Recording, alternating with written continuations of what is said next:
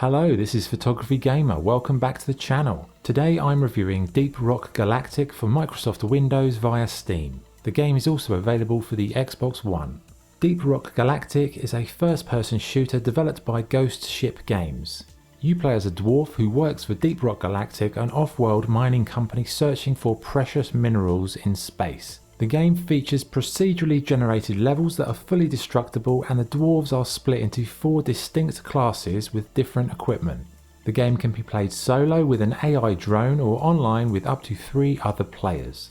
So, what is the game like to play? Well, right from the start it's a very simple game to understand, and the control system is very streamlined and user-friendly. The basic mission structure sees you land on a giant rock, explore the environment for precious minerals and fight off alien hordes in the process. You'll be calling in supply drops to refill your ammo, then once the quota of minerals is met, it's time to call in the drop pod, followed by a mad dash to the extraction point. As you progress, you'll unlock other missions like egg hunts, salvage operations, point extraction and elimination contracts. But these will only become available as you progress through the tasks on the assignment board. So as I said, you play as a dwarf and you have 4 distinct character classes to choose from. You have the scout, driller, engineer and the gunner. Each dwarf has 2 weapons, 1 traversal tool, grenades, a pickaxe and 1 support item such as flare guns or C4. You can level up each dwarf class, and as you do you'll unlock new cosmetics in the shop. The game was designed to be played online with 4 people, but you can also play solo. To make this process easier, you have Bosco, a drone who will accompany you down into the depths and assist with mining, collecting items and attacking aliens. You also have the Mule, which basically acts as a mobile storage unit and a guide to help you back to the drop pod upon mission completion. However, the extractions, listen to me, they can be annoying at first because the Mule can walk up walls, and until you get used to the traversal tools you will find yourself missing the shuttle home several times.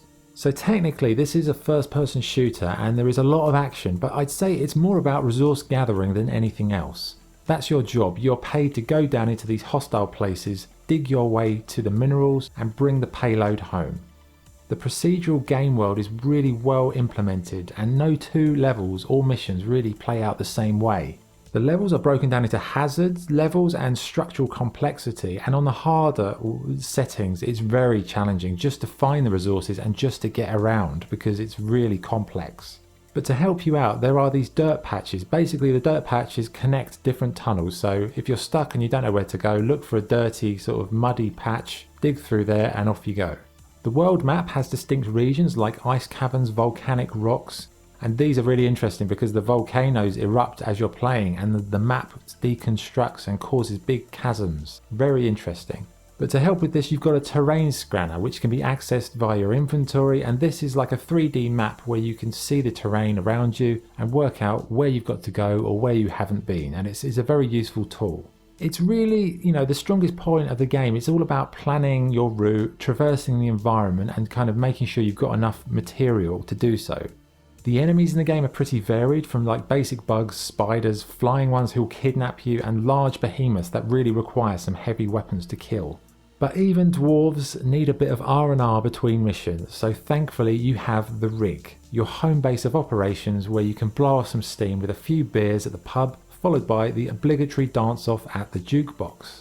And at the rig you can also level up your gear, trade minerals, upgrade weapons, unlock perks, and later on you can go on deep dives and use the forge to create unique items in the late game content.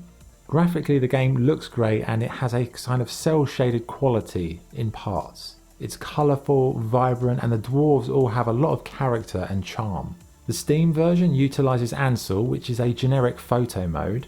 If you've never used it, it's an excellent system, although I'm not sure Deep Rock Galactic is the best game to showcase it, but it's a nice option to have for photo mode enthusiasts. The sound quality is top notch throughout, with some great sci-fi synth themed music and a few cheesy tracks available at the jukebox for a boogie. But it's the comedy voices of the dwarves that will crack you up, and they come out with some real quality lines and really funny moments, and the voice actors did a really good job of bringing these kind of oddball characters to life. Okay, what's good and what's bad? What's good?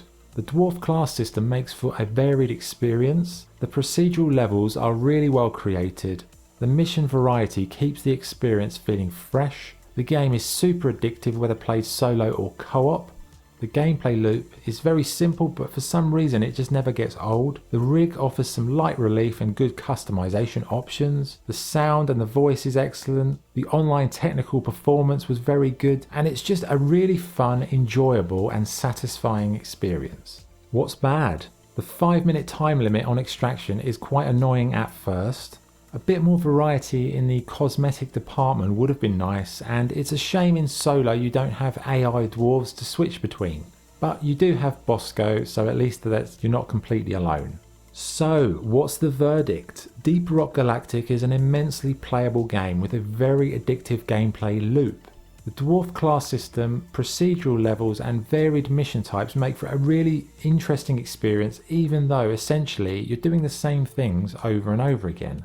You know, at first, I completely fell in love with this game right from the tutorial all the way through. It was a simple premise and very easy to follow. However, I did think it might get a bit boring after a while, but it never did. It's a real testament to some very, very talented developers that they've managed to balance all the gameplay elements to create an addictive, infinitely replayable and satisfying gameplay experience. Whether it's solo with Bosco or online with 3 other players, it's always been fun for me. I've enjoyed it, and it's genuinely challenging when you crank up the difficulty, and it's one of the best indie games I've played in recent years. It's one of the best indie games I've played, full stop. Fantastic game.